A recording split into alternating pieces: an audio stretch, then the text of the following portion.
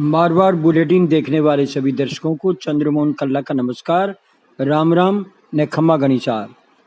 नगर निगम चुनावों को लेकर के बिसात बिछ चुकी है। कांग्रेस और भारतीय जनता पार्टी के साथ आरएलपी भी मैदान में कूद चुकी है। हनुमान बेनीवाल ने इस बार एक नया समीकरण तय कर लिया। कांग्रेस या भाजपा में जो भी बगावत करता है उसे आरएलपी का टिकट दे दो। इससे तो ये बात भी सिद्ध हो गई कि भारतीय जनता पार्टी के बागियों को आरएलपी अपने गले लगाएगी। तो क्या राजस्थान में आरएलपी भाजपा का साथ छोड़ने वाली है? इसको लेकर हनुमान बेनीवाल ने स्पष्ट कर दिया है कि वे नवयुवकों के साथ में हैं और जो कोई भी भारतीय जनता पार्टी हो या कांग्रेस हो बगावत करके टिकट मांगता है, कार्यकर्ता जब टिकट मांगता है तो उसे टिकट मिलना ही चाहिए। अगर भाई भतीजावाद करके टिकट दिया जाता है और कोई बागी बन करके सामने आता है तो रालोपा उसे गले लगाएगी। और नवयुवकों पर बेनीवाल का दबाव होने के कारण से उन्होंने निगम चुनाव पहली बार लड़ने का ऐलान कर दिया। गांवों के साथ शहरों में कच्ची बस्ती, गंदगी, कानून व्यवस्था चरमराई हुई है। ऐसे में कांग्रेस सरकार राजस्थान चला नहीं पा रही। कांग्रेस और भारतीय जनता पार्टी में अगर लड़ाई है तो हमें उससे कोई लेना देना नहीं है। भाजपा राष्ट्रीय पार्टी है लेकिन वो सकारात्मक विपक्ष की भूमिका नहीं निभाए तो हमें बोलना ही पड़ेगा। इसलिए ये तय है कि रालोपा निगम चुनाव में अपने प्रत्याशी खड़े कर रही है। आज कई जगह पर इन्होंने अपने पर्चे भी दाखिल कर दिए। हमारा पहला चुनाव निकाय का है, ऐसा हनुमान बेनीवाल का कहना है। और जो भी भाजपा व कांग्रेस से असंतुष्ट है उनका वेलकम हम करेंगे।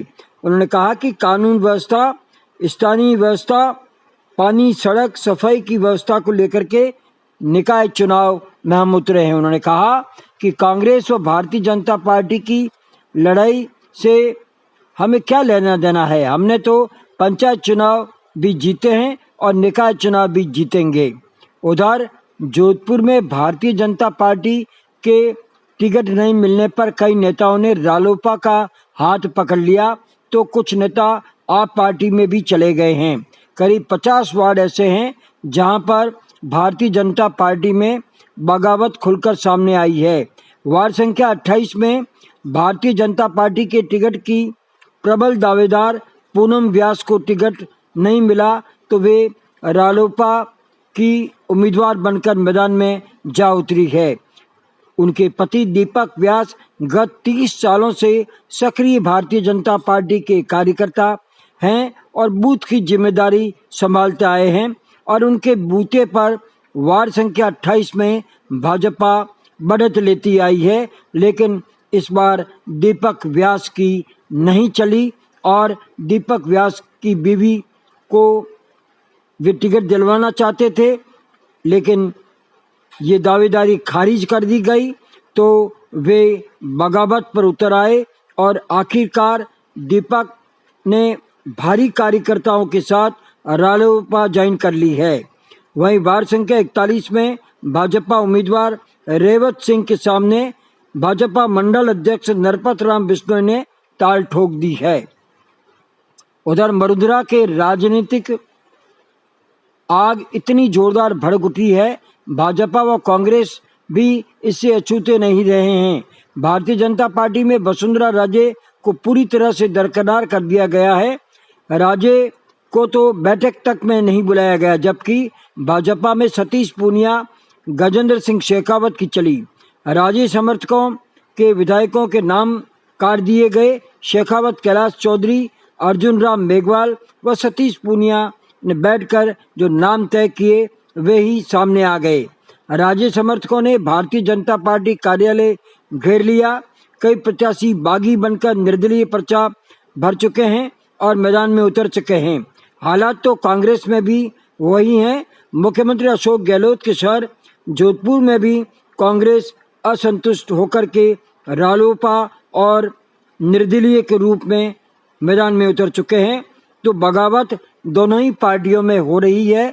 तो क्या वास्तव में रालोपा इसका फायदा उठाएगी या फिर कुछ सीटों का गड़बड़ झाला रालोपा करेगी, ये आने वाला समय बताएगा। सियासी उठापटक के बीच में राजस्थान कांग्रेस की कमान संभालने वाले पीसीसी चीफ गोविंद सिंह डोटासरा के सामने एक साथ कई मोर्चों पर कई बड़ी चुनौतियां खड़ी हो गई है।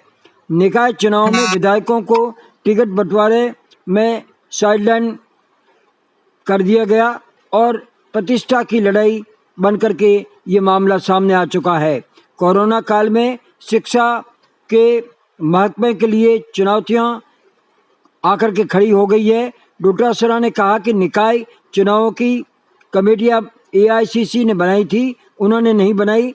जिस कमेटी में विधायक भी हैं, कमेटी जिसका नाम फाइनल करती है, पार्टी को उसे सिंबल देना ही पड़ता है।